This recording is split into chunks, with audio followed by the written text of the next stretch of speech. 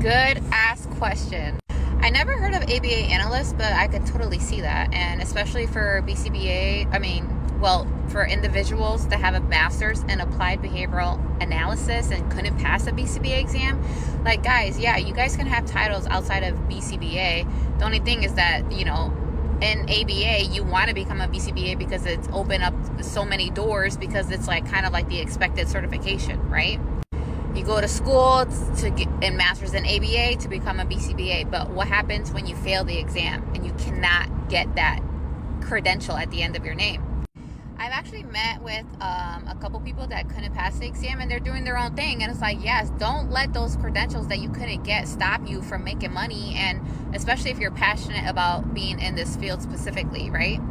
So when it comes back to like, what's the difference? So depending on the job, they're gonna label the title of the job differently. So for instance, when I got in the field, it was under ABA therapist, right? And also too, behavioral therapists and RBTs. If you're working underneath the supervision of a BCBA, then you're gonna be labeled one of those three things. Insurance companies are kind of wanting ABA companies to get their staff credentials as RBT.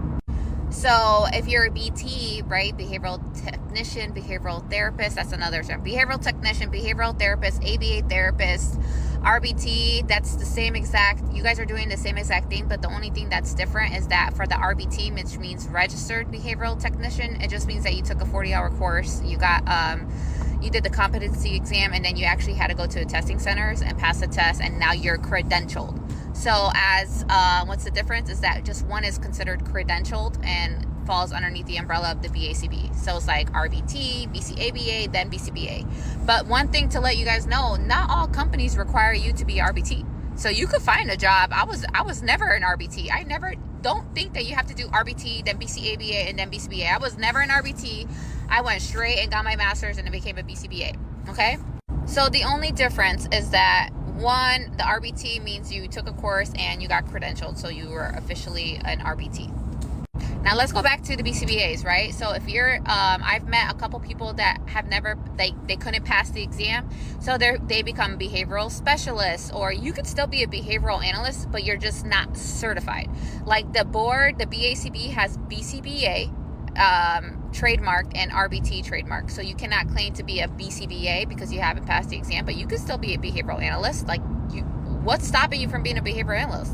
Nothing. You have the experience, you have the exposure, but the only thing is it's hard to find a ABA job underneath a behavioral analyst, because insurances are not paying for behavioral analysts, they're paying for board certified behavior analysts. So as a behavior analyst, you could probably find a job in like a school district or a group home, you know what I mean, and just be a contractor through that kind of lens. But as long as you're not credentialed as a BCBA, then you kind of have to figure out your own little niche and make it a thing.